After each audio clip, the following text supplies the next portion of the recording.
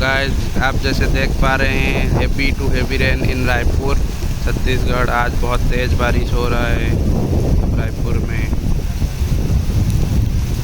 पानी भर गया है हर जगह। अभी